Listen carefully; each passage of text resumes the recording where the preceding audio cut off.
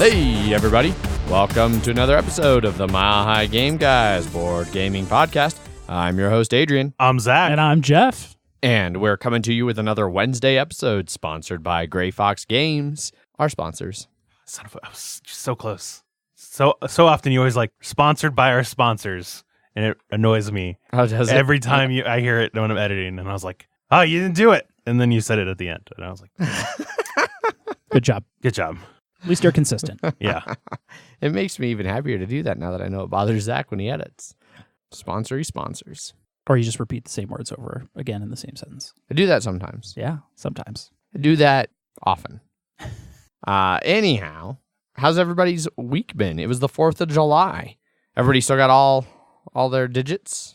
I only heard people playing with fireworks in the distance. I did not partake. I drove people to and from firework-related places. We were gonna go see Independence Day outdoors, but then weather And editing?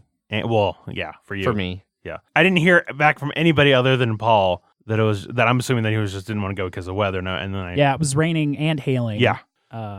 And so I went by the theater just in case anybody was there, and I was like, no one's here. All right, I guess I'll work. And then I got it was a good night because of that, That's good. because people were busy. But yeah. How'd the outdoor theater thing look? It was about 20 or 30 people sitting in lawn chairs, Okay.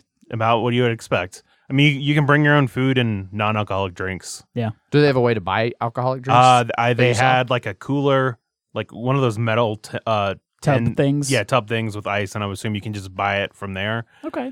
I'm going to guess they didn't want any people tied to checks. Yeah, probably not. Yeah. So, Cash only. yes. But they'll probably have a card machine out there. Yeah. too.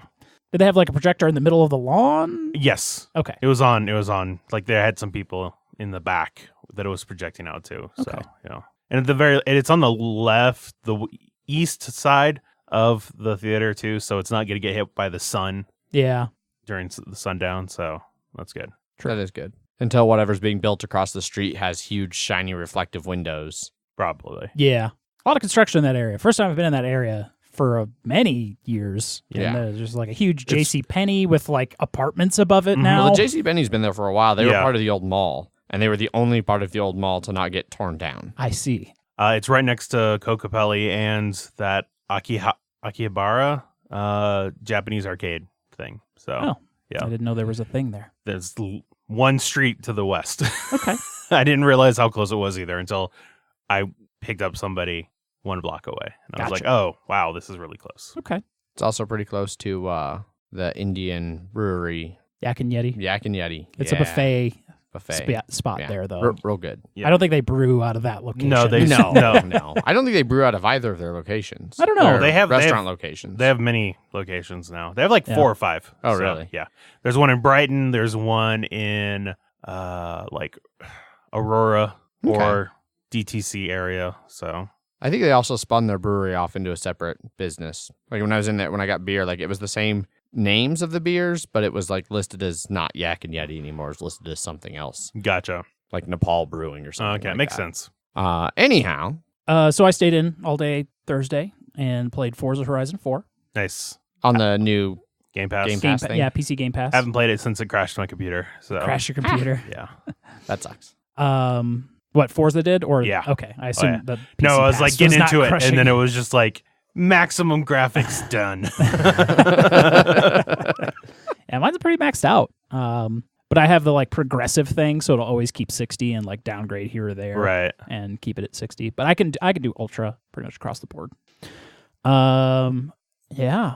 Friday I then went to the Westminster Alamo and went and saw the Spiderman. Yeah, which we saw on Tuesday. Yes, we Yeah. did. real good. I think I just don't like teenage coming of age stories. I mean, that's what these Spider-Men are about. So yeah, I think I finally nailed it down. Why I Okay. don't love these movies. Gotcha.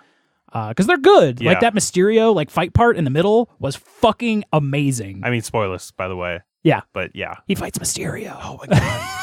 He wasn't a good guy like in the trailers. I thought you just meant the middle fight scene where he fights with Mysterio. I mean, they were all really good. Yes. But Yes. the one where it was all like illusion-y. It was Scarecrow from Arkham Asylum. Yes. Yeah. 100%. Yeah. Yeah. It was good. No, I thought Jake Gyllenhaal did a great job. Yeah. Yeah. And then He it helped me was- realize how many of the villains of the MCU are disgruntled because of Tony Stark. Yeah. Oh yeah, lots of them. Yeah. I also learned that the kid from A Christmas Story is that bald guy. Yes, he is. And he was the bald guy in the first movie that what's-his-face was yelling at. Jeff Bridges. Jeff Bridges was yelling at about Tony Stark built this in a cave with spare parts. I'm not Tony Stark. Wow. And he says, I'm not Tony Stark. Yeah. And that's the kid from Christmas Story. Yeah, no. Interesting. I guess he's been a producer on all of the what's his name? The director guy plays Happy. John Favreau. John John Favreau's. He's a producer on like all of John Favreau's Okay. movies. So they always work together. So he's been in the Marvel stuff. Gotcha. Yeah. Cool. Okay. No, I thought they did a good job with Mysterio. I liked all of it. Yeah. It's weird. I don't feel like they for me they don't feel like teenage coming of age stories. Like, so I don't know. I really like the Spider-Man are some of my favorite of the newer run of MCU stuff. Homecoming is the bomb. I'm done with high school angst movies. I don't want Fair to enough. watch that. I think I like more I like the reluctant hero kind of thing. I mean, that stuff's good. It's just everything around that. I'm like, I'm so checked out about anything that's happening here. Okay. Like Asian dude trying to get his girl, but he wants. Yeah, I'm just. What's his name? Brad. Yeah. Fuck Brad. I mean, Brad was a piece of shit. Yeah. Yeah. You should take pictures of people in the bathroom, Brad. I'm gonna be a cool teacher right now. So, what's his name? JB Smoove. I think that's his name. It was the new teacher. Yeah. He came into the MCU on I believe it was a Volkswagen commercial. He was Okay. Peter Parker's like driving instructor, and they liked him so much that they actually brought him into the cinematic universe. They made a Volkswagen commercial with them in character. Well, with him in character, and then JB Smoove as like the driver, like the teacher driver. Yeah. But like that was supposed to be it. Like it's not in canon or anything. A But I one-shot guess now it commercial is thing. maybe. Yeah. I did like the little touches of where he's becoming better at being Spider-Man. Yeah. Like in the first one, he was bad at being Spider-Man. Yeah. But it seemed like he had been around for a while already. Yeah, but But he was still bad at it. Yeah. But now he's better at it. well, he had an intensive training course of being Spider-Man. Yeah. Bitch, you went to space. I feel like he was fine at being like from a technical standpoint, he was fine. Like he could do his webs well and like he could move around. Like he was just awkward, like he tripped, or things like that. Where he was bad at being Spider-Man. Well, was, he was the afraid. bike thief. He was afraid of climbing the Washington Monument because it was too high. Yeah. He's not really concerned about that anymore. Yeah, well, I think that was just because there was nothing else around to catch him if he fell. He was just scared of being up that high because he was just swinging around Queens and they're like 4-5-story buildings. Yes, that's true. Yeah. Yeah, that's fair. Yeah. But I'm excited where the MCU is going.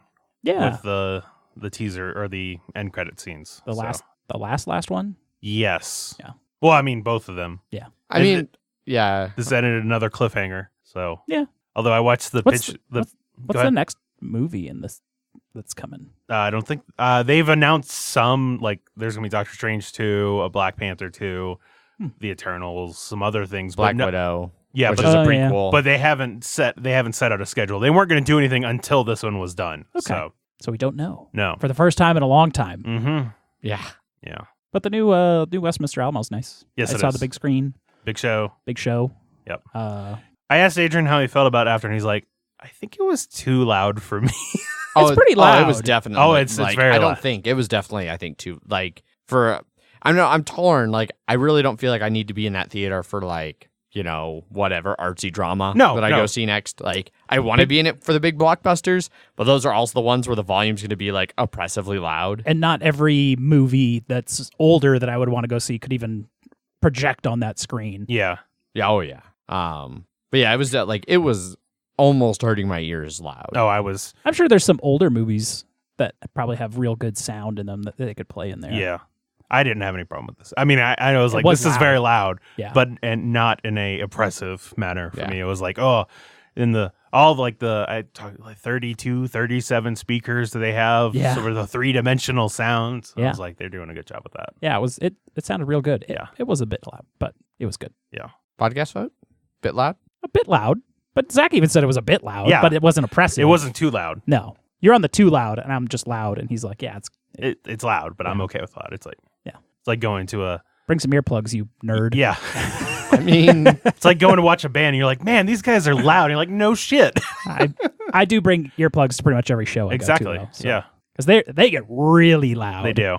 Yeah, I definitely spent some of my 20s standing directly adjacent to speakers right on the edge of stages Just at rock fucking shows. blasting Nickelback into your face. I never saw Nickelback live. Thank you very much. 3 doors down. We're better, I guess? Yeah. Marginally. Technically. I forgot Nickelback did a song for Spiderman. Yeah. Oh, man, that was the best part of that whole preview thing. Yeah. So during the weekend, Paul and I tried out a new barbecue place. Yes. Post Oak. Mm-hmm. It's actually pretty good. It's also on Tennyson and like 41st. Ooh. So it's super close. Yeah. It's no Wayne's. It's not as good as Wayne's, but it's also like I can totally see us going there more often. Yeah. And well, and specifically like going there because if you got like one of their sandwiches and a side, it's like $12. Uh-huh. And you can do that and then like pick that up and then just go to his place or like Kingdom of Death or something like that. Oh, I see. I thought it was like the thing that stood out to me when he was because he talked about it in the Slack channel, and he was like, it's basically like second in every category, but it was like it's wings are second to this place, it's ribs are second to this other place. Like it was like the first were all like spots. 7 different places, and it was like so if you want just a good overall. Oh yeah, spread, no, definitely it was and better than is Owlbear still packed all the time? I would assume so, Yeah. And it's also parking isn't great. No, I guess park at work though. No, but the thing that I wanted to talk about was just when I started driving home after that, and I started like I was like, oh, I've got like an itch in my eye that I can't get rid of, and then as I was going home, I noticed that my eye started swelling. Ooh, and like not only like the lid around my eye to where it was actually starting to block my vision. Ooh, and like my whole side of my face, and I was like, what the fuck is going on? Because it wasn't like a burn, I've had that before, and so I immediately went out and got Claritin and Benadryl and antihistamine eye drops to clear it up, and it cleared up the next day. But I was like, was that like, because I've never been allergic to anything, so I was like, was that food? I don't think so, because it only affected my face and not my throat at all. So. Yeah, and just like your left eye. Yeah, weird. It was weird. Can't say I've had anything like that happen. Adrian gets that all the time when he shoves carrots in his face. I mean, my eyes don't normally swell up from carrots that I'm They do when you shove your carrots into your eyes. Well, I haven't tried that, so I've heard it helps your vision. So it definitely doesn't, but especially not shoving the carrot directly into your eye. That is not the proper way. Instructions unclear. I can't think of a better way to get the most amount of carrots into your eye other than just shoving them. Yes. You puree them and pour them in? Yeah. Gradually. Go. No, they're gonna. I don't know if you've ever cried, Adrian, but it just flows out. It's not good at retaining water. It's gonna be like a carrot puree mask. Yeah. Get yourself some swimming goggles. Fill them with carrot puree. Oh. Living the life. Oh, God. Be a fighter pilot in no time. All right, we got to move on. We just have to. What games have y'all played? Jeff, let's start with you. What have you played? I played the traditional weekly Cabo because it still is good. There was a bunch of new people at game night this week, and they were all looking for Zach. Yeah, apparently, which I didn't understand why until later. I saw on the Facebook post that you weren't going to be there. So, and there was people asking about like, oh, what's happening? And you're like, talk to Zach. Yeah. Yeah. There were enough new people who commented on one of the Facebook posts. And it wasn't even the Facebook post about game night. It was just like, hey, we hit 2,000 members in our Facebook group. Yeah. And we were like, hey, I'm new. I'm going to come. It was like, oh, we got a lot of new people coming, and I'm definitely not going to be there. Talk to Zach. And so, like, I got there. A bunch of people showed up and asked me where Zach was. So, and I was like, well, he's not here yet, but welcome. Yeah. And then so I get there, and then they're like, this woman was looking for you. And I was like, why the fuck is somebody looking for me? But one of the new people that showed up right at the start, because I got there a little early, we played Cabo, 2 players. First time I played it, 2 players. She was competitive in the game. We both hit the 100 on the dot mark that resets your points back down to 50. We both did it pretty much back to back. So we were both at 50. I had to go to like the second half of the score page because we had done so many rounds. And then it just swung back my way at the end where I would look at my 2 cards, and if they were really good, I'd just immediately call Cabo because more than likely I'd hit 0. Yeah. And that worked out well for me in the last round. Yeah, Cabo 2-player, still good. Goes a little longer because you don't have the other 2 players that could possibly call Cabo and end your streak kind of thing. Gotcha. Where it's like in this, you can sort of take as much time as you need. But when someone calls Cabo, you've got one more action. So you can only affect the other person. And I got screwed with that too. She would like, oh, I got to swap. Here you go. Take this trash. And I was like, damn it. Yeah, still at Cabo. Looking forward to Silver and maybe Silver Bullet. That's the gamier, like werewolf version that'll be coming out. Yeah, gotcha. But definitely looking forward to Silver that will have like powers on every card. And you have to do a doubles trade out before you can ever call Silver and end the round. After that, we got a 4-player game of Sagrada going. I lucked out and got both of my panels were difficulty 5 or 6.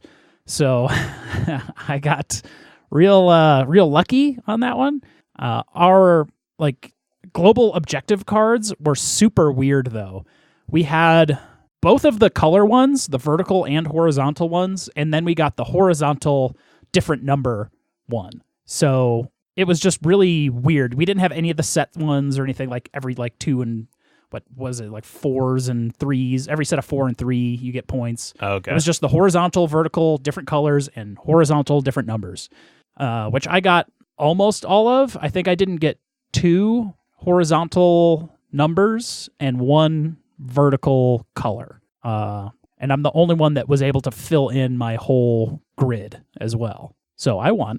And by a decent margin.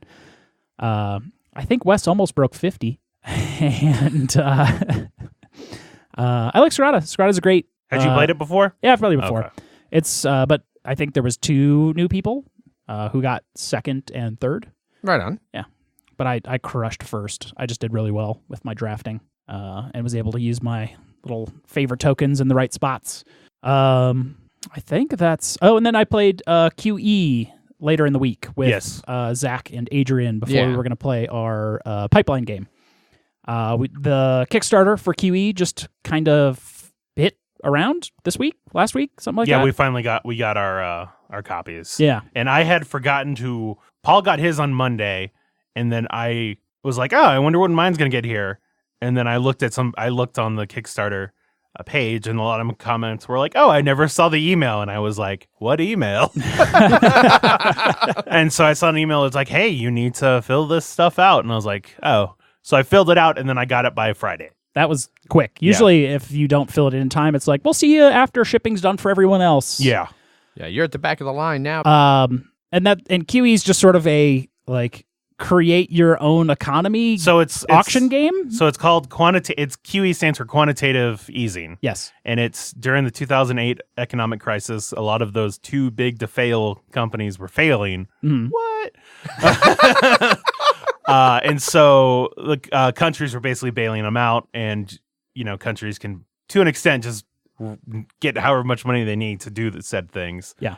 And so this one is a bidding game, but there's no set bid price. You could bid 1. You can also bid $142 billion if you would like. Yep. I wouldn't suggest doing that unless everybody else is game for it, because the main hitch on this is that at the end of the game, whoever spent the most amount of money loses straight up. Yep. So you can bid, like I said, you can bid as much as you want, but you got to make sure other people are bidding close to that. Yeah. Yeah.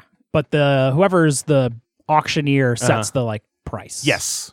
And then the other people can either exceed it if they want, or bid 0 or less. And it's whoever bid the most gets the company tile. So it has one of 4 or 5 different companies on it. It's a bit of set collection. Yeah, it's basically a set collection. Yeah. Because if you are Japan, you're trying to get Japanese companies. If you're the UK, you want to get UK companies, etc. Yeah, and then there's bonuses for having like monopolies, so having like all of one type of company, or having a like diversified portfolio, so having like one of each. And you can have both. You can, you can go broad and deep. Yes, that makes sense. Yes. And then there's another rule that's only used in like 4 and 5. Yeah, so that you didn't use, and that's basically zero bid. That once around you can choose to be like, I'm going to bid 0, and by doing that you get 2 points.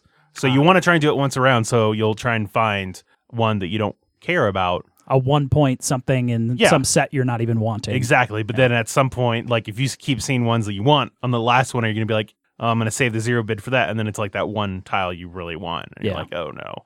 So it's quick. It's like 30 minutes. Yeah, if that. Yeah. I lost. You did? Because I spent the most money. Yes, you did. Only by not much. No. $100-ish? Something like that, yeah. We played, and a lot of our bids were in the 400 range. Yes. Whereas when I played on Wednesday, the opening bid was $14,000, and the ending bid was $89,000. Wow. Yeah. Who lost? Paul. By a lot? Oh yeah. He spent $187,000, and I spent $161,000. Okay. Yeah. I ended up winning both of those, so I'm happy about that. All right. But no, Blaze and Rachel played, and they both enjoyed it. And then all 3 of us played, and I was surprised that it worked as well as it did with 3 players. Yeah. I was expecting, like, bidding games tend not to do as well. This one, there's a lot less room for error in this because you're like, one of the 3 of us is going down. Yeah. So if you spend a lot early, you're like, okay, I need to make sure that people are spending. So yeah. I fucked up on the last round. I was real close to being able to win. Yeah. You guys both bid 1, and I bid like 300. Yes. Yeah. It's like, fuck. Yeah. Well, and it was because it was a U.S. Agriculture one, which I had my... I don't think I had any agriculture. No, you didn't care about agriculture, and I had my own agriculture as my starting industry, so I was already locked out on 4, so I didn't care about it. And so we both bid super low, but I knew Adrian wanted that one. That's why I was like, oh, I'm fine bidding this low because I'm pretty sure he's going to bid a decent amount. Yeah. And that 300 let me get this, because if you are the person that bids the least amount of money, you get 6 points. Yep. And that's a little bit of a help of a catch-up mechanism, but also I feel like it's something you want to try and plan for because that's pretty important. It bumped me from 28 points to 34, and Adrian was at 32. Yeah. I was at 36, but I also spent the most. Yes, you did. I guess not that substantial. It's only a couple $100, if that. Yep. Yeah, it was good. I liked QE. I really like the new edition. As much as I like... You mean A edition? The wooden one, like... one off, super limited. Yeah. I'm sure there are some people that would prefer that one, like the more... I don't want to say bespoke because I feel like it wasn't more hipster version, sure. But I really like the cleanness of this one. I really like the board. Like, the graphic design on it is great and easy to understand. So, and it's all just one big dry erase board. Exactly. Right. The other one has like tokens or something. It has things you can. No. It has dry erase things you can write on. Yeah. It's just wood pieces with dry erase on it. Yeah. Whereas the entire game is dry erasable. Yes. So I think that's it for me. It's not, but yeah, we'll be back around. Yeah. So I played QE. Also played Pipeline that we'll talk about on Friday during the review. But the only other game I got a chance to play because I didn't go to game night, as we talked about earlier, was only game you got to play on the 4th of July. It's enough of a game. We decided to take our second shot at High Frontier 3rd Edition. We being the people that played it previously. Yes. Jeff and I wanted no part in that. Yeah, 4 of the 5. 4 of the 5 from the first game decided to do the second game. The 5th person, Lance, he wants to play again, but he sat out. He was out of town, I mean. So we were hoping that playing with one less person, and then we decided to try some quick start rules. And we're hoping that with experience and quick start rules that we'd be able to actually play and finish in like 8 to 10 hours. We called the game 10 hours later, probably not even halfway through. Like a third? Yeah, it was... We definitely got further than we did the first time, and like it took less time for us to get rockets going and traveling through space. but it was still like 2 hours into the game, even with the quick start before anybody actually launched a rocket. And why would you say that is? I don't know. We're using like advanced rules or parts or we were using like basically every module except combat. Oh, okay. That's why. But I don't agree because most of the modules add things that happen to you when you're in space. They don't add a whole lot. Isn't there like a components module that you have to have more parts to be able to build parts for your rockets? I mean, yeah. Okay. Gotcha. I was just double checking you were using that one too. Yeah. Yeah. I mean, that one. Because doesn't it make it from like 3 things you need to like 7 or 8 things? No, my rocket had 3 components. How many components did it need to take to build those components? 3. Like those are the 3. Like I needed a rocket, I needed a power source, and I needed a heat sink. So what does that module that adds more parts to make things add? Well, I mean, if we hadn't been playing with that module, my rocket would have taken 2 cards. I see. So it usually just adds a card or 2. Okay. It just makes them more interconnected. So like your card might require, instead of just any generator, it might more specifically require a nuclear generator or a solar generator or a, some other kind of power source. So like, yeah, that adds I don't know. I mean, AP is also an issue. It's a big, heavy game with a lot of things going on it. We set up to play, and it was immediately apparent to me that I knew from the start it was not going to work out the way we had envisioned, because we got everything set up and we started playing, and I was immediately like, I remember all of the mechanics, but I still don't know what I should do. Like I have no concept of a strategy. We didn't get far enough in that first game, and we still haven't gotten far enough for me to even guess at what the end game's like. Or to be like, oh, at the end of the game, like look back and be like, oh, well, I clearly should have done this other thing. Like there's no space for that. I'm glad we don't play with the combat module. Because now you're just blowing up each other's rockets you spent 6 turns trying to build. Yeah, and it's already a game sure, play competitively, and like, yeah, one of us wins, I'm sure there'll be bragging about it. But like, it's not one I want to play like viciously competitive. Like I'm not going to try to undercut somebody. Like Paul at one point intentionally bid me up on some components that I wanted just so that I wouldn't have the money to then do anything with them, to which like Blaze and Paul were having some serious rivalry things. So Blaze was just like, I'll give you $1 to launch those. Like I'll give you a money so that you can launch all that stuff. And Paul was like, what the fuck? That defeats the entire purpose of me bidding him up. And Blaze is like, yeah, but it also keeps the game moving. And it gets Paul to be like, what the fuck? And there was a lot of that back and forth. They were constantly, it was sitting around the table. It was me and then Blaze and then Mike Jones and then Paul. Yeah, I got a message from him. It was just like, Zach, I miss your ruthlessness in games. Which I don't, especially not in a game like that game's long enough. Right. Takes long, you don't need that to drag the game. Because in any game, any heavy game I've played, the more ruthless people are, the more it tends to bog games down. Like if you get really ruthless in Food Chain, that's when you end up everybody selling burgers for $1 and it takes forever to break the bank. And that sucks. I hate it when that happens in Food Chain. And so same way, like I don't want to play High Frontier ruthless like ever. It's just, I think that it makes that game worse. Maybe in like, once you get tired of all the base rules, like your 13th, 14th play, then you'll play with the combat. I'll never play that game with combat. I mean, we took pictures and everything with the hope that we'd go back to this one. I give it about a 2% chance that we go back to playing this specific game, that we try to continue this specific game.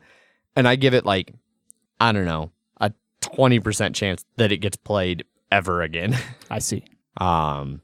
Yeah, but seems like a lot of game. It was really, I spent almost the entire time being like, man, I could be playing Stellaris right now. And actually doing things in space instead of like just buying rocket components that sit in low Earth orbit for hours and hours and hours. I also got super random fucked. My rocket was like, I was in a pretty good spot and I was starting to like build a factory on one of the moons of Jupiter, and a card event flipped up that was like, any of you, wherever you have components that don't have people, your heaviest component gets like broken and is gone. And so like I'd spent all this time getting 2 components, one that weighed 0 and one that weighed 3, all the way out and set up there. And then I went back to get the rest of the components I needed to build my factory because I couldn't carry it all in one shot. Uh-huh. And so the one thing that I'd spent like 4 turns traveling all the way to Jupiter to drop off, I'd gotten 1 turn back away from it, my guy on his rocket, 1 turn away from it, and it broke. And it was like, great, I got to do that all over again. I really could have just not played the last 6 rounds and I'd be in the exact same position. And that took the wind out of my sails for that. That sounds game. like a Phil Eklund game to me. Yeah, I think this one is really gonna put the nail in the Phil Eklund coffin for me. Aside from maybe like solo versions where I can just not no, I'm not gonna do that part. I'm gonna ignore that. That's not gonna happen. So you're gonna cheat. Cool. In a solo game, yes, I have no problem cheating my way through a solo game. I mean, how many times we cheated in Kingdom Death Monster? Oh, a lot. Yeah. There are times when cheating is totally acceptable, and there's times when cheating is not acceptable. We have crafted a reroll mechanic for our settlement events, like 1 redraw per 5 years, because there are such bad ones that like was like, all right, mulligan. Yeah. Oh, we got plague and we don't have ammonia. Mulligan. So yeah, that was what I played. I spent a lot of time playing a third of a game of High Frontier. Great. Sounds like one of the greatest games of all time. Definitely not. Zach, how about you? What'd you play?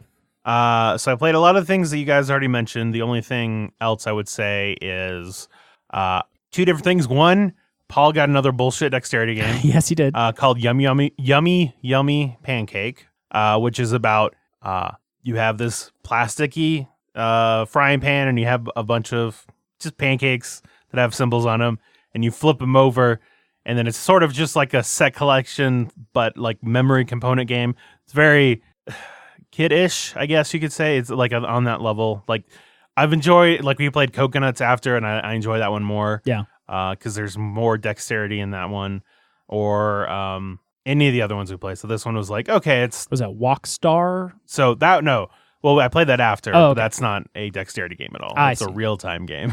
There is a other chopstick sort of dexterity. Paul game. hated that one because that was that 3-player one that we played at Geekway, where the other guy kept messing with him and just let me pick everything. I see. Without consequence. So I played those, and then I played Wok Star, like you said. That is a real-time game. You're trying to run a Chinese restaurant, and it's about... it felt a lot like Fuse or... no, I'd say like Fuse or... what's the other one? Flatline. Your Fuseverse? Yeah, right? You're rolling dice, and you can use different combination of dice to get ingredients, and then you are trying to get a... So say you're making an egg roll, it's like you want the bok choy, you want pork, and then you want the wonton wrappers. And it's like you want everybody to get those, and then you can use those ingredients, and then you have then sold that to somebody, and then you have like 2 30-second timers, and so it's like you flip one when you get an order, and then you flip you can flip another one when you complete an order, and if all the sand is done on those, then you've like delivered it late. So it's all real time and moving stuff around. It was okay. I would rather play those games, I think, than this one. Yeah. It was fairly chaotic, but we were playing with a newer person who I definitely know that I don't want to say like we weren't bullying. We were just sort of playing a lot of the game for them in a way, because we were moving at a very quick pace that they were occasionally having trouble picking up on it. So it's just like, oh no, you do that. Like we use those things, so you buy it, even though they're the ones that are technically supposed to grab it and like spend the things. So it was okay. Okay. And then the last thing is before Pipeline on Sunday, we played Wander. What's the full name? The Cult of Barnacle Bay, which basically is just sort of a less complex Zombicide. Yeah. With a more interesting initiative system. With an initiative system. Yeah, with initiatives. It's more interesting in that it exists. Yes. In much smaller scale. Yeah. Yes. Yeah, it's a bunch of like furry creatures that are like D&D characters. Mm-hmm. And like you were a wolf ranger? Wolf ranger, and I was a fox like warrior. Yeah. And then there's like a turtle, and the expansion came with like another 9 different classes, and or the Kickstarter exclusive stuff. The minis are nice. They're bulky, interesting. A lot of different sculpts and stuff on them, but they're like otter creatures with crab claws or bat-winged things. Or like rabbit, octopi things. Yeah. So then there's like brute monsters that are bear sharks. Yes. Those are big, and it comes with a ton of them too. And then there's a couple like mega monster named creature things that look cool. Yep. All the sculpts are nice. Yeah. But you're basically just moving on like a square grid. Mm-hmm. It's only one board, but it's like 9 spaces. 16 spaces. 16 spaces. Yeah, because it was like 4x4. Yep. Yeah. And then with like a little 2x2 side board. And that was just the intro scenario. Yeah. You can get bigger things, but it's still not as big as like Zombicide or something like that. No, and it's basically that twice because you kind of do the first layer and then you get to the ladder, then you flip it over and then you do the second layer. Yeah. So like first we were on the ground floor and then we went into a sewer. So and it's just sort of a dice game. Yeah. With melee, shield, ranged, or crits. Yeah, one thing I did like is that on the dice it had like axes for melee, it had like arrows for range, then crits for both. Yeah. So you could easily see when you're rolling dice on your card, it says like, oh, you're using 3 attack and you're looking for like axes basically. Yep. And so you roll those, and so you have a better chance to hit when you're melee, but you're in melee versus range, which is there's unlimited range for range with just line of sight and some very limited like line of sight blocking things. Yeah. Like a full tile with 4 minis in it. Yeah. One thing I did find out is that I should have definitely had that spell because it's even though it says spell, it uses ranged, and all my stuff affects ranged. Okay, and it's not specifically have to be a ranged weapon. Okay. So I would have gotten all my ranged stuff on that spell. Gotcha. Well, I'm glad I had it anyway because I got to use it. Yeah. Well, but then your thing was a one-handed crossbow, right? Yes. Then I totally should have had that because then it would have been like one-handed crossbow or a frying pan of the doom. frying pan of doom, which is like the ultimate melee weapon. Yeah. So the frying pan of doom. So regular. It was a treasure that we found. It was a treasure one. The regular weapons, like when you attack, people have like an innate defense. Yep. Depending on what kind of creature they are, and so if it has the defense of 1, you do 2 damage. Only 1 actually gets through. Yep. Right. The frying pan, all of its attacks have pierce basically, but you only roll 1 die. Yep. But if you roll a crit, it does 5 damage. I think the brutes had 5 health total, so they could kill a big dude in 1 hit. Yeah. And then your character got an extra attack on melee things. And an attack reroll. So instead of just rolling 1 die, you were rolling 2 with possibly a reroll. 3, yeah. So that was nice. Yeah. We almost died. It has sort of an outbreak meter of death, which every time we get downed, we can come back. Every time I got down. Yeah, I didn't Did you get down? You got down once. Yes, I did. You just have to roll as an action because you get 2 actions per turn. You have to roll a crit on 1 die, or you can roll more die if you have another hero on your space, basically helping you up. But if you roll a crit, you just go back up with half your health rounded up. And then there's like health potions that heal also half your health rounded up. And it was a tight game. The rulebook was okay, except every single word in the rulebook that has an O or an A next to it is capitalized with a 0 and a capital A. So boat, road. Yeah. Every single instance in the entire rulebook, it was like someone Control F'd and turned everything that was OA into 0 capital A. It was weird. And this is by Panda Cult Games. They're doing that Shovel Knight Kickstarter right now. Oh, and yeah. This was one of their very first games. It was fine. You got to level up your characters, kind of like Zombicide. Yeah. It had the experience tiers, kind of like Zombicide. Every time you hit an experience tier, though, other people got experience. So even though you were getting all the kills, every time you hit that barrier, you were still helping everyone else because they all get experience. Mm-hmm. So you don't just run into, like in Zombicide, someone's at like fucking double red. When other people are like yellow. Yeah, and then there's nothing they can do about it except kill zombies. Yeah. This one, you at least kind of share the group a little bit. Yeah, and then also every time you level up, you get a spawn. You spawn every time you level up instead of there being like a spawn phase or anything like that. So you can kind of game it a little bit to be like, you need to kill things so we can get some of this other stuff done. Exactly. Yeah. Because if I kill one more thing, a shipload more stuff's going to spawn. So. Yes. Sounds about right. Yeah. And then there are also darkness spaces. I don't know if you mentioned them. No, yeah. As the scenario put these little darkness spaces, they'll cover spots entirely. So they'll replace terrain. But that's just how you get your events and bonus treasures. A big, huge event deck. There's only ever like 2 or 3 on each board. So you're not going to see all those events all that often. And those events can spawn monsters, give you treasures, do tests. I like how the knowledge test and shared the same as like the melee attack, because they're like, you can use an axe as a tool or a weapon. Yeah. So it's used for knowledge. Yeah. If you like furry anthropomorphic creatures fighting like weird mutated sea creature otter people, this is your game. That's your game, yeah. There's it's campaign driven too. I don't know if you said that. And so yeah, it's all scenario. Yeah, because we did the intro. And there's like one of 3 things we could choose, and it'll be different scenarios, and then they branch out from there. Yeah. So. And then there's like 3 chapters, and each chapter is like 4 scenarios long. And there's a boss at the end. Didn't get any of the bosses. The bosses seem like they have their own like unique event cards. Deck things. Yeah. They're like tarot sized cards. Yeah, it seemed cool. It's all right. It's all right. Yeah. Yeah. I've had it for a while, so I was glad I was able to actually play it. Cool. And it was pretty, it'd be pretty quick too, now that we know how to play. Yeah, it was, you learned straight out of the rule book, and it wasn't actually too bad. Yeah. For once, a rule book was able to like sort of solve our problems for the most part. The hardest part was like engaged. What engaged means, when they're engaged, when they leave engaged, and then we found out that it's basically they never leave engaged unless you kill them. Yeah, which makes sense. Yeah. It always feels a little bit too gamey when you're like, aha, I see you, and then you run behind the corner and like, oh, I guess they're just gone I guess I won't move anymore because I don't have any line of sight to them. But now once they see you, they like, I saw you go behind that corner, I'm coming behind that corner. Yeah. So. Gotcha. That was nice for once. Yes. I think Gloomhaven, where they can't see you, exactly. They just stop activating. Yep. They're just like, meh, whatever. Yeah. There's this cool rock down here I'm going to look at. Yep. I'm going to be an ooze. Yeah.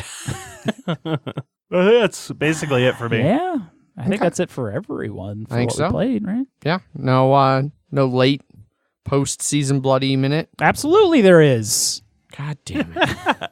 I don't know why you asked that, hoping for it. I hadn't heard him talk about Blood Bowl, I feel like, in weeks. He literally talked about it last week. It feels like weeks since last week. It's been a while. Not wrong. I played a week's worth of High Frontier this week. Yeah. Also known as one session. Yes. The championship game happened this last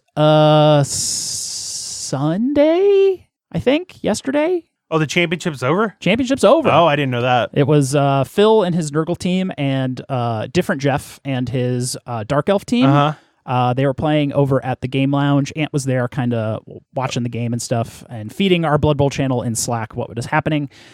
The Dark Elves ended the first half 2-0 with losing almost no one. Okay.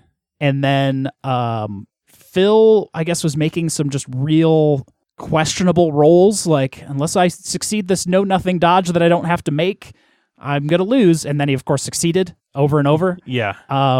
Second half went about the same as the first half, which the Dark Elves scored another 2 goals. Okay. All right, good.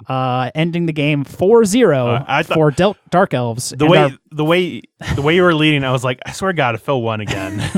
Our first new champion, our third ever different champion coach. Yeah. Different teams have won, but it's been the same 2 coaches since we've had championships. It was either Ant or Phil, so we have our first new champion in quite some time with And who was it again? Not me, Jeff. Oh. Yeah. Gotta hurt a little bit. I mean, his finally Jeff won. Not this Jeff, but first place trophy and last place trophy. Yeah. I'm assuming now he's just the best Jeff. Probably. Yeah. He's been to less championships than I have, but he's won more of them. Yes. I feel like his team, I feel like that somehow still makes it even worse. But you're like, yeah, but I've been to more. Yeah, but you haven't won any, Jeff. So. No, because it's always been against Phil or Ant. Yeah. I think I've always been in the championships against Phil. Well, so has he. Yeah. And he was able to beat Phil. Yeah. Why don't you try beating a second season Nurgle team? Yeah, totally. Not a problem picking up a ball for 4 turns in a row at all. His team doesn't have any problem picking up the ball because he has 2 fucking Edge 5 leap, like Blitzer and Witch Elf, and that's just 2 plus? It's 2 plus. It's like a 1+ leap at that point. Oh, wow. Because you get negatives for leap unless you have very long legs. That's why the frog people are really good at it. Gotcha. And that's why Matt really liked him. But the fucking blodging Dark Elf leap with Edge 5 is absolutely ridiculous. Especially when you like throw, because one of the blitzers has guard. Mm-hmm. So the Witch Elf can just jump in there, get guard on top of that, and then Frenzy. So he hits it twice. Oh, geez. Yeah, that's probably a very brutal combination. But yeah, he won 4-0, which I think is what he won against me. I think it was like the first game of the season, something like that. Yeah. He got some good stat ups in the right spot. So yeah. Then there's going to be another tournament, the Corpse Tournament. It's like our casualty special rule tournament. That'll be coming up in August. Then we'll have the season 9. Right on. Coming soon. Cool. Yeah. And then you guys are on break right now from Kingdom Death, right? Yeah, yes, until Gen Con. Until after Gen Con. Yeah. All right. Yeah. That's why we had a full day Gen Con play, or pre-Gen Con play. Just let the lack of Kingdom Death bask over me for a second. I mean, we can still chat about it. I mean, I saw a post on Twitter the other day. They were showing all the like new expansion stuff. Oh, nice. What have I done? There's like a frog dog creature. Okay. It looked like something out of Miyazaki with like a weird frog creature with like a crazy huge mouth, but it had teeth. Okay. Like human teeth. All right. But it was like a giant mouth thing. It was real creepy. I'm sure. Yeah. And also, Adrian, I'm the one that was like, hey, can we not play Kingdom of Death until after Gen Con? So I could be like, hey, Paul, Kingdom of Death's back on. And then, so... Watch your tone is all I'm saying. Okay. I'll pump the brakes a little bit. But I think that lets us move on to some news and Kickstarters then. Indeed it does. Cool.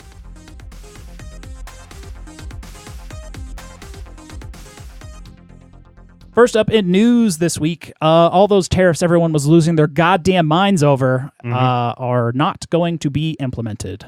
For now, I mean, they're off the table for now. Yes. So. Like everything in this They're government. on hold. Yeah. Everything can or cannot happen at any moment's notice. Yep. Much like a petulant child, the whims of our leader are fickle.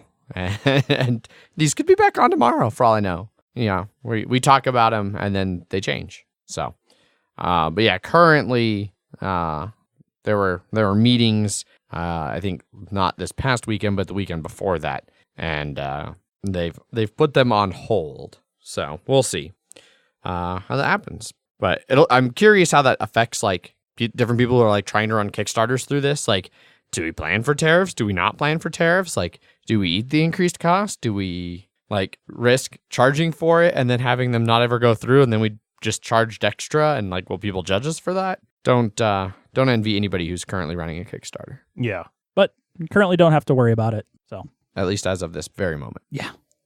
Next up in news, Days of Wonder has a new game coming. Wait, who's Days of Wonder? Have they made any game that I know of? It's the Ticket to Ride studio. Oh, okay. Okay. I wish the release let me know that. Like, I had to decipher it from you. Yes, I need to know who makes Ticket to Ride and all of my news information. That being Days of Wonder, they've got a new game coming out called Deep Blue, which looks. I mean, it's a mix between Quacks and Deep Sea Adventure. Yeah. Yes. So Deep Blue is part Deep Sea Adventure. But yeah, those are both push your luck games. You've played both of them, right? You guys have both played Deep Blue as well. Okay. Deep Sea Adventure. Or yeah, Deep Sea Adventure. Sorry, I looked right over at the picture of Deep Blue as I was like transitioning my conversation and played it at the beer share at Geekway. That's right. So the English version, because I'd only played the Japanese version before that. But yeah, so as in Deep Sea Adventuring, it's about trying to like get to the bottom of the ocean to get treasure. But using some of the Quacks thing, it's going to use a central bag where you're going to pull pieces. So it's drawing tiles out of the bag. Unlike Quacks, it's just one big central bag, not the individual bags. You can add different things into the bag to get different stones that will give you bonus points for crew members and things like that. Yeah, I don't know. Push your luck games, not all, especially light push your luck games, not always my bag, so to speak. So I don't know. Days of Wonder are like, at least the component quality of their games are always usually pretty good. Mm-hmm. Art's pretty nice, so we'll see how it turns out. I mean, I like Quacks, I like Deep Sea Adventure. I tend to like push your luck games, so hopefully it can balance it well. Yeah. Apparently it's been in development for 6 years, so hopefully it's actually fairly tight mechanically. I don't recognize the names as much as a push your luck can. I don't recognize the names of the designers off the top of my head. Yeah, they designed 13 Days in Copenhagen, neither of which ring a bell for me. But Deep Blue is going to play 2 to 5 players and takes about 45 minutes, coming out in October, and it'll run you about €45. Or, sorry, euro.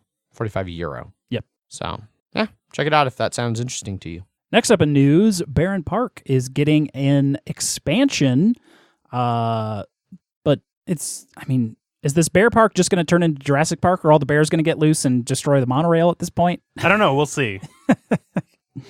Monorails and grizzlies. This expansion is coming from the designer himself, Phil Walker Harding, who designed Barenpark.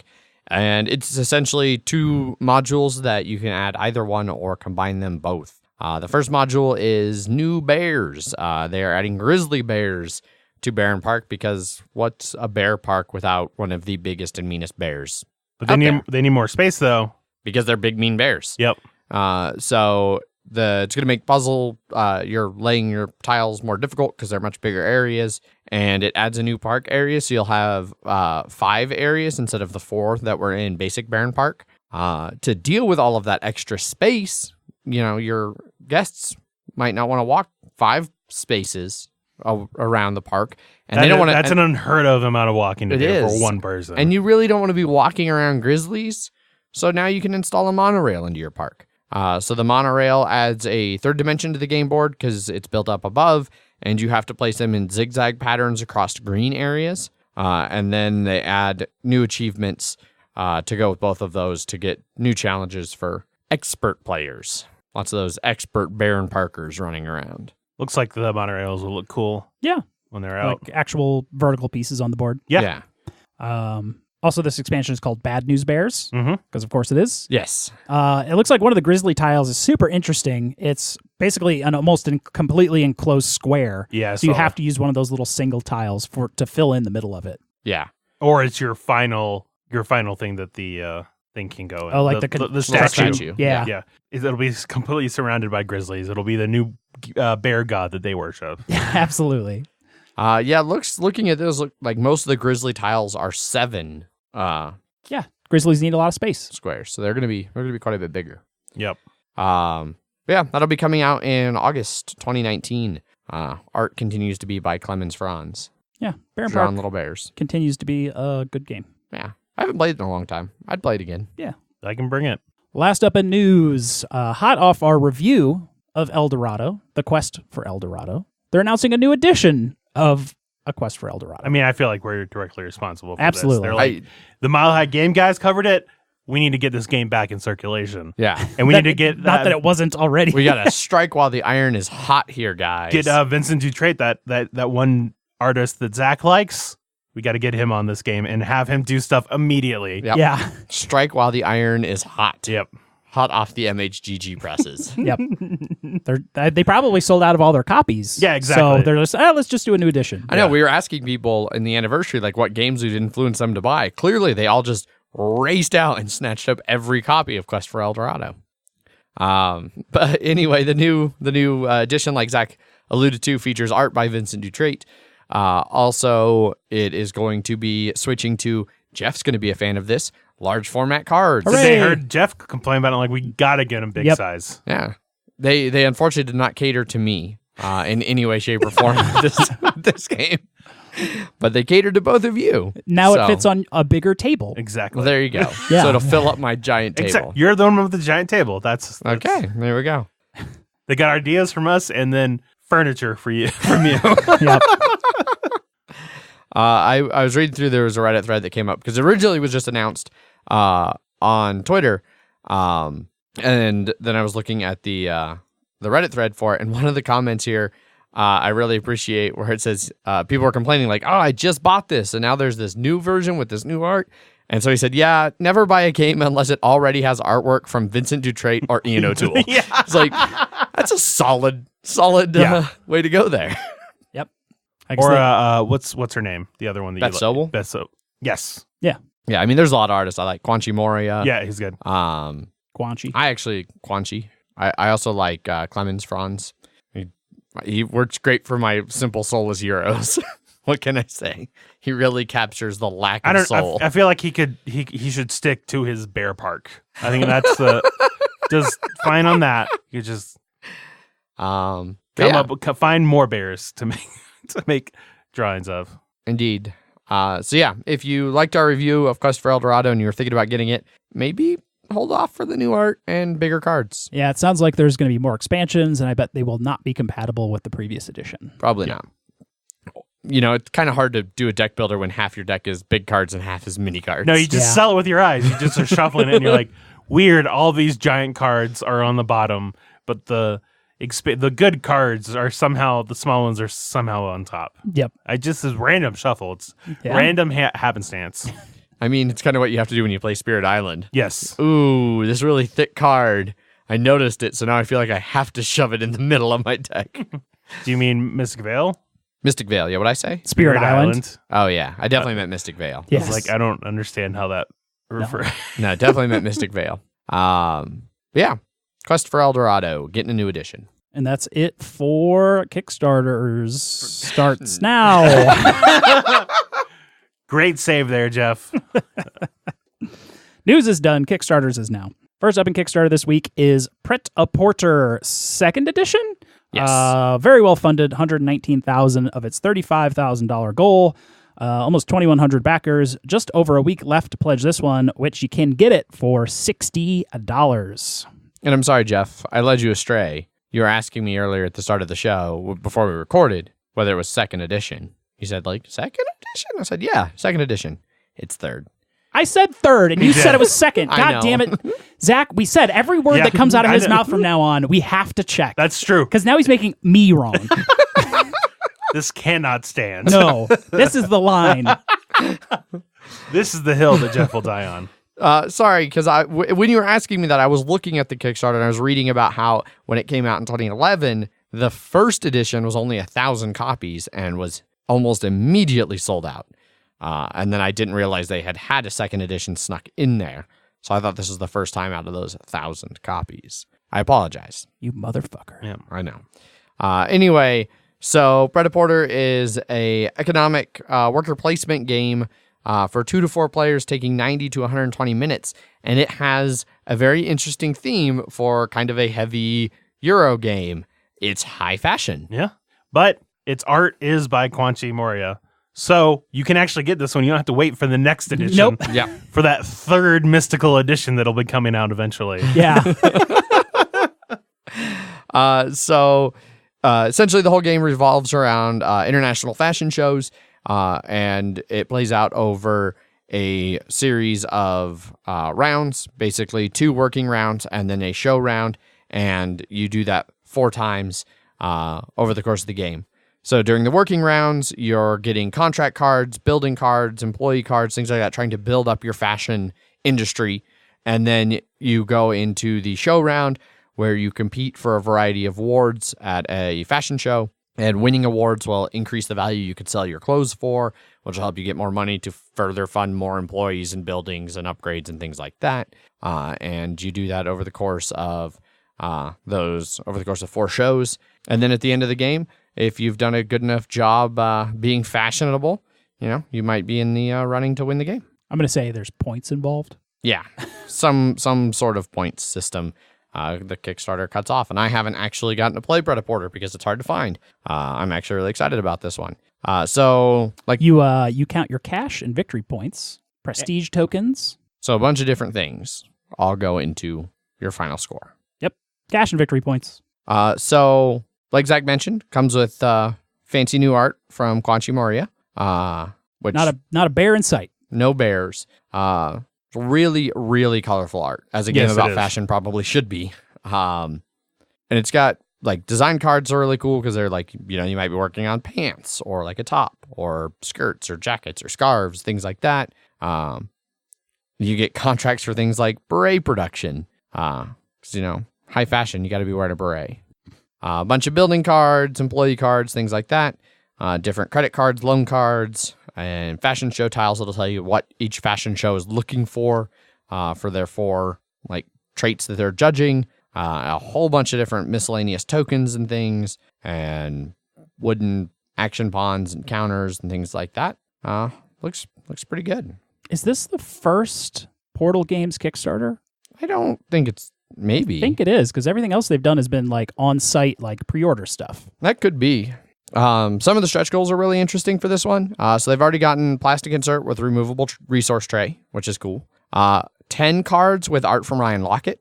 And then they're working on the next stretch goal will be 10 cards with art from Matteo Liceni, which I don't really know any of his games. And then they get up to another guy who did art for Architects of the Western Kingdom. Oh, okay. Yeah. That guy. Yeah. Hajlo Dimitrievski? I want to say he goes by a single I feel like, name. yeah. The Miko? See the Miko? Miko, I think, is what it is. Yeah. So I like that they're doing other art from other artists. Like, I think that's kind of a cool thing to mix in, especially as... And it makes sense for the game, too. Yeah, exactly.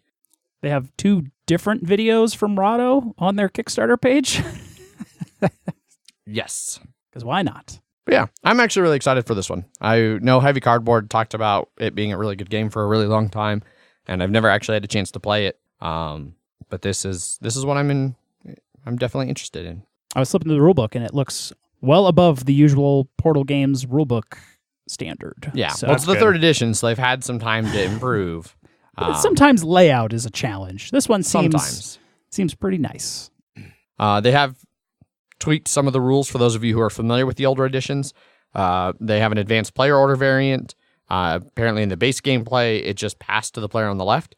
In the advanced variant, it's granted after each show to the player who has the least money. So it probably serves kind of a small catch-up mechanic. Although I could see, like, if it's at all like some other games, being first player and having no money might not actually work out well for you. So probably not. No. They also make the contract cards last longer. In the older games, like, you'd get a contract card and it just went away at the end of the show. Now it flips over to a weaker side, and then after the second show, it goes away if it's already been flipped. And they tweaked the victory point system. They now have bankruptcy, which, yeah, so if you ever get enough loans and you can't pay them off at the end of the game, you just go bankrupt. And then variable setup for the design cards. So, yeah. We got a whole bunch of information here about design challenges for reworking it, component changes, things like that they also are doing with it. I also like they have a why it's not for you section that involves, it's a heavy economic game, and that means it involves some math.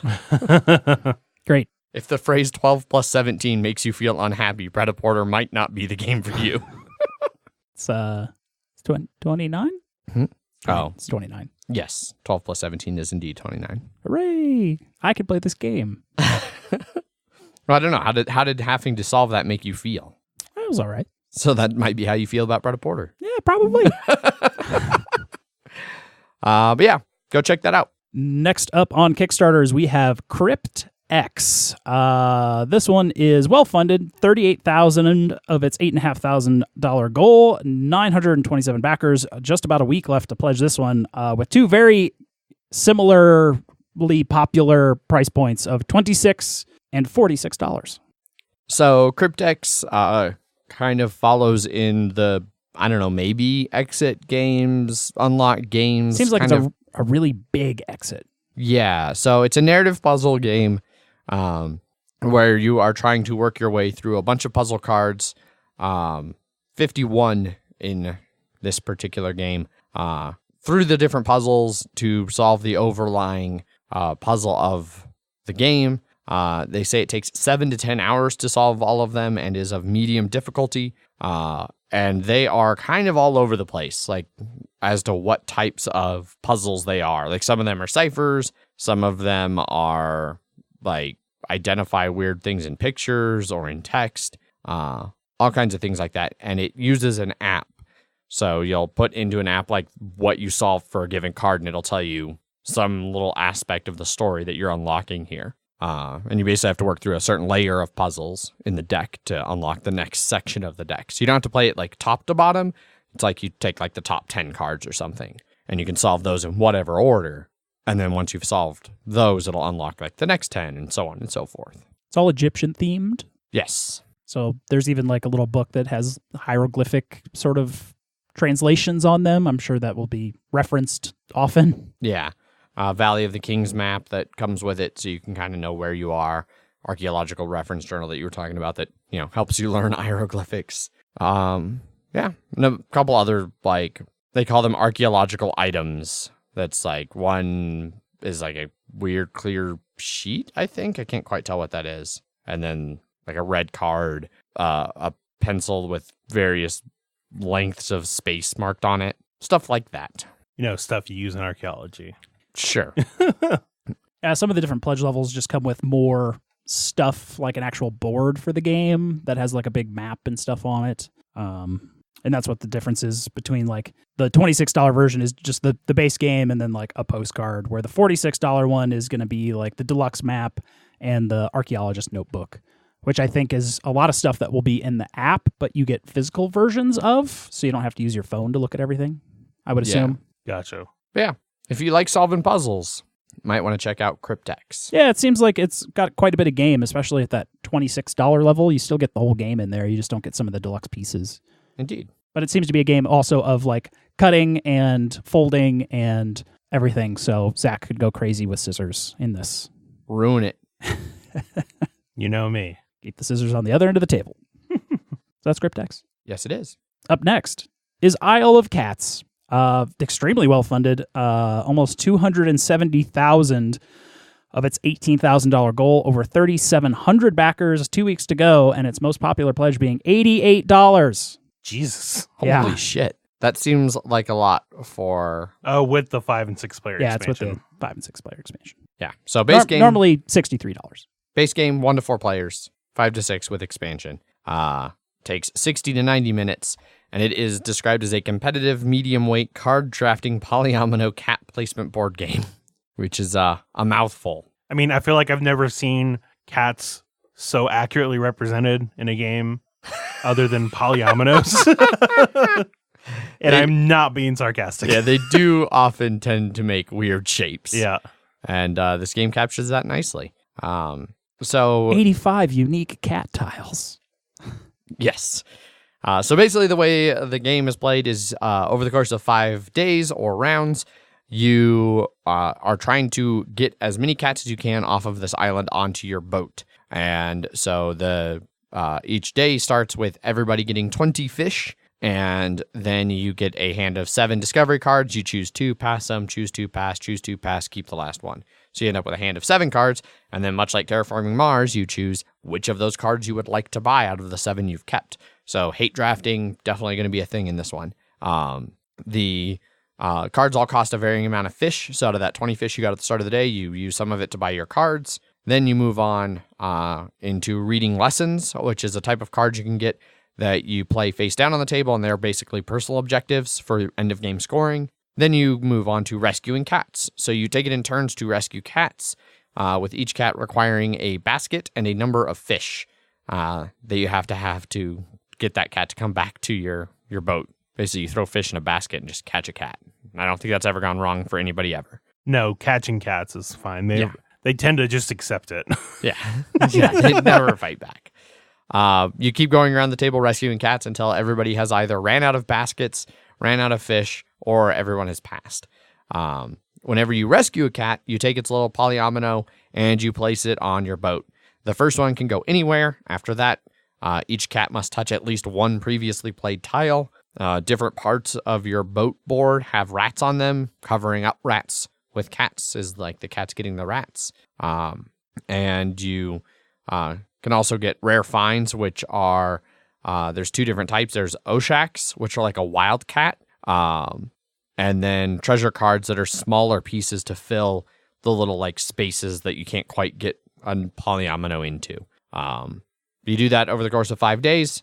And then at the end, you earn points for any of your lesson cards that you completed, any rare treasures you have, and families of cats, which are groups of the same color that are all touching each other. And then you lose points for any room that isn't filled and for any rats that have not been eaten. So, I don't know. Seems kind of interesting. Yeah. It's got a little fantasy theme in there. These are all kind of weird fantasy cats. Yeah, and I think somewhere on the Kickstarter they even kind of explain the lore of this mythical weird island that's just full of bizarre cats. The $88 one is like twice as many backers, but this seems like another one of those games that, like, do you need a 5 and 6 player expansion for?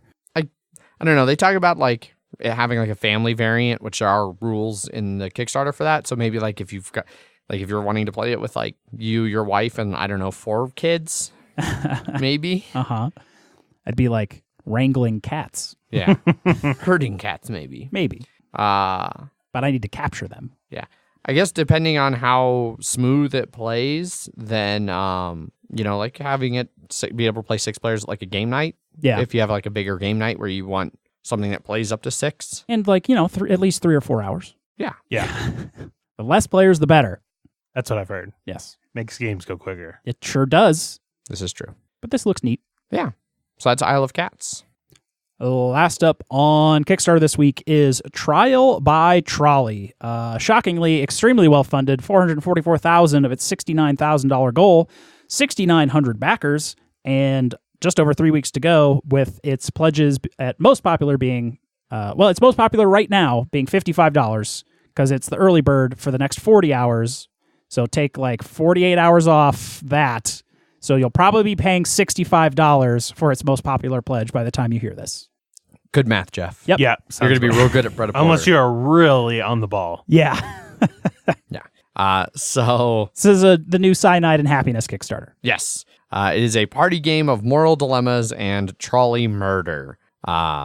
Made, like Jeff said, from Cyanide and Happiness in collaboration with Skybound Games. It was also a comic book publisher. Okay. And essentially, the trolley problem. You're making custom versions of the trolley problem. Which the base one is always like, there's 5 people on a railroad track. Yeah, railroad track, and there's a trolley going, and if you don't do anything, it's going to hit those 5 people, but there's one person on the other track. It's like your mom or something. Well, I mean, even the classic one is just one person. Yeah, it's just one person. Okay. So because you could just do nothing, and then like it's just going to kill those 5 people, or you pull it, but you are dooming that guy who wasn't going to die to save, Yeah. and then it just becomes like, especially if you've seen like The Good Place and so, like Nope. really really weird versions of like, oh well, what if this person, like you said, is your mom, but like they secretly hate you, and so this one is their version on that.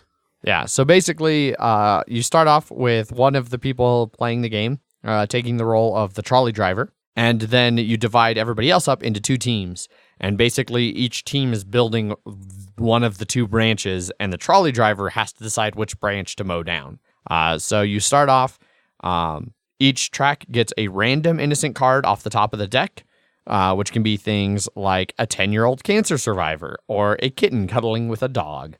And then a local high school graduation picture. Yeah. Each team then gets to add another innocent. So something like a teenage superhero who one day saved the city, or your best friend. And then they get to start adding negative things.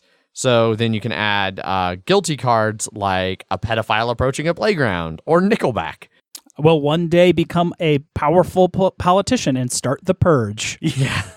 And then lastly, you get to add modifier cards, which are like little phrases that you can attach to people. So like you can have an arrow pointing to somebody and be like, they have undetected terminal cancer, or everybody who loves them is going to die in a freak accident tomorrow. So things like that to try and sway which side gets run over. Yep. So after you've built those like 3 cards and then like 1 modifier, the trolley driver has to choose one of the tracks to drive down. Whichever one he drives down, everybody on that team gets a death token. You play until everybody's been the trolley driver, and then whoever has the fewest death tokens is the winner. So yeah, just trying to come up with ridiculous things of like, would you rather mow down, where's one of their examples here, if I can actually read it. Nah, they're too small. Like your evil twin holding your dog, or a hardworking father of 5. Your usual. Yeah. This has all the crazy social stretch goals, like send me 30 pictures of people on trolleys and make a wiki page for my game, or yeah. So they made it a challenge. So whichever one of these things happens first, like if you want 10 fantasy cards, there needs to be 1,000 tweets about ways to murder Robden Bleicher. I don't know how to actually say his name. The original artist of Cyanide and Happiness. Post 30 photos of people riding in trolleys with the hashtag I love trolleys, and create a trial by trolley wiki page. If you want 10 sci-fi cards, then you need to be the first team to have 500 people posting a photo holding a sign that says "Kill me, Trolley Tom." 50. Huh? 50. This says 500. Well, he's clearly lowered his bar because some of these are complete already. Oh, the one I'm looking at, I don't know. Maybe he thought 500 was a bit too much. Maybe so. Especially for like first day. Where are you seeing the updated one? On my phone? Like on the actual page? Yeah. It's got 2 check marks. Someone's already made a song. Yep, right there. Did you hit refresh? It clearly happened in the time since I loaded this at the start of the show. Yeah. Well, it's... Oh, yeah. Start of the show has been like an hour and... A half. So... Whoever gets the next one, first 2 out of 3 wins. So... Yeah, so there's just going to be a whole bunch of fuckload extra cards in this Kickstarter. Yeah. That's pretty usual. Yeah, I would be fine owning this at a $25. I don't think I need to spend $55 on this kind of game, but there are plenty of people that will. Sounds about right. Yep. I mean, you could just spend $40 to get the expansion too. The 100 more cards. Yeah. But as we all know, Joking Hazard shows up all the time. So all the time. Yep. And that's it for Kickstarters. And that's Death by Trolley. Indeed it is. Moving on to some listener feedback. We had one email from local friend of the show, Eric. There's just a picture of his wife's Subaru, which also got rear-ended. So both Megan and his wife had Subaru accidents recently, which is sad. Megan's is at least in the shop now. I believe he specified that his wife's Subaru got some butt love last week. Yes. Yeah. Megan's car is officially in the shop, and so hopefully we'll hear. You have a rental? We have a rental. It's a little Nissan Sentra. Yep, which is the smaller Altima. Yeah, which Zach super confused both Megan and I when he came over, and he was like, "So, how's the Sentra?" And we were like, "The what?" It's like the Nissan. And he's like, "The rental car." Oh yeah, it's fine. But yeah, so that was it for emails. Sorry to steal your thunder about reading it. There wasn't really much to read there. Emails at milehighgameguys.com. If you want to send Jeff a lengthy email for him to read. No, my back hurts. You should send me some emails. Jeff's been twisting too much, too rapidly. I got a beer and then just turned to the left, and it was like, ow, my back. So you fucked up, Jeff. That's been hurting for 2 days. Have you taken any medicine to help that? Yeah. Okay. Because I'll do that sometimes where you're like, my back hurts. And I'm like, no, it just keeps hurting. Yeah, I'm just going to let it hurt. Yeah. Just, this is my life now. Yeah. But I was definitely at the point of like, I can't move comfortably. That sucked. That does suck. We did have some BGG responses to the anniversary episode. You got those ready to go, Zach? Yeah, we got a couple more. First one is from Ryan. Not so much the reviews lately, but digging the new edition of Kingdom Death Monster, Maniacal, yeah. Rundowns. I think it's maniacal is probably what he meant to say. What he meant, yeah. Okay. That's not what he wrote. All right. Correct. Yeah. As a big Soulsborne fan, I can appreciate the finer details of getting kicked in the junk, exploding genitals, dying, and coming back for more. And sometimes getting your genitals fixed. Yeah. Yeah. I always thought the minis looked cool, but now I'm itching to A, find a copy, and B, find a group willing to get kicked down in the dirt over and over again. Cheers to 3 years. Thank you. Yes.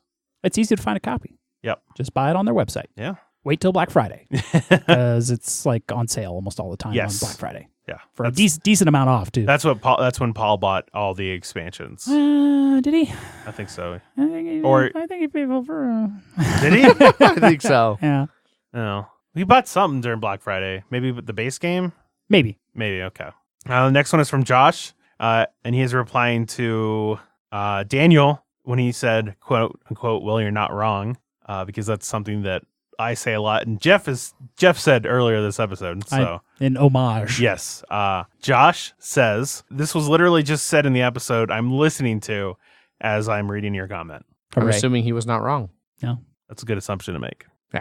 And that's it. Right on. That's it for listener feedback. No new voicemails. I was wondering if any more would trickle in after the episode. The number's still up there. Yeah. Yeah, that wraps up listener feedback. If you want to get a hold of us, there are multiple ways to do so. You can send us emails. Emails at milehighgameguys.com. You can find us over on Twitter, where I tweet under @MHGameGuys. I am Zach_MHGG. I am Jeff_MHGG. We have Facebook and Instagram, both /MileHighGameGuys. And if you jump over to our website, milehighgameguys.com, there are links to our BGG page, guild number 2731, where Zach does his weekly episode posts. There's a link to our Slack channel that is just constantly bustling with all kinds of random chit-chats, including like the best Mediterranean food in Denver, which there's not any on the west side, according to Paul. Yeah. So if you want to open a Mediterranean restaurant, if it's good, Paul will eat there. And it's on the west side. And it's on the west side. He wants falafel specifically. There's also a link on the website to our patreon.com/milehighgameguys if you want to support the show with your monies instead of just with your listens. And that's patreon.com, not patreon.com. Just an FYI. It is indeed patreon.com/milehighgameguys. I've become a patron of that Astartes like YouTube series. They do really good like 40K animations. Oh, okay. It was fucking awesome. Nice. So I gave him $2. There you go. Right on. It was awesome. Everyone should watch it. Astartes on YouTube. It's the greatest 40K thing I've ever seen in my life. What if you don't like 40K? Is there still going to be something there for you? It's still going to be awesome, like action shooty stuff. Okay, cool. Yeah, and they're real short. They're only like a minute and a half. So okay. Yeah, it's like you're Very in total. low. Yes. Yeah, very low investment. Yeah, but Cool. great quality. One dude does all of it. Awesome. Yeah. Oh, wow. Yeah, all those different ways to get a hold of us if you want to do that thing. We'd also like to thank our sponsors, Gray Fox Games. Their latest Kickstarter, Reavers of Midgard, is in the process of delivering to backers. Ooh. Yeah, so it's finally coming out. They've been teasing. We talked a little bit, a week or two ago, that they sent out pictures of like the new dice and how sweet they looked. I think they got their first final production copy for Dice Tower Con. Yeah, I know that the last I had heard is they were hoping to get some kind of thing to show there. I have confirmed via Twitter that it is actually there. Nice. Okay, cool. I'm sure it was there. Yeah. It's done now. I'm sure it was like very similar to City of Gears at Gen Con last year. City of Gears showed up like halfway through Gen Con last year. Yeah. I can confirm that they will have limited copies available for sale at Gen Con. Nice. So if you want to pick some up, make a day one mad rush to Gen Con and hope that all of the people with fancy early access badges didn't already snap them all up. And then it will hit retail in October. So not a long wait. Not too far off for you to be able to get your own copy of Reavers of Midgard. Jeff, do you have a prepared statement for us? Absolutely. Gray Fox Games, quality games cleverly crafted. Also, the foibles of politics and the march of time can turn friends into enemies just as easily as the wind changes. Ridiculous, isn't it? It is. Right on. That wraps up the episode. Be sure to tune in on Friday for our review of Pipeline, the new fancy art edition from Ian O'Toole and Capstone Games. So listen in and hopefully enjoy our thoughts about that one. Until then, as always, I've been your host, Adrian. I am still Zach. And I'm easing Jeff. Bye. Bye. Bye.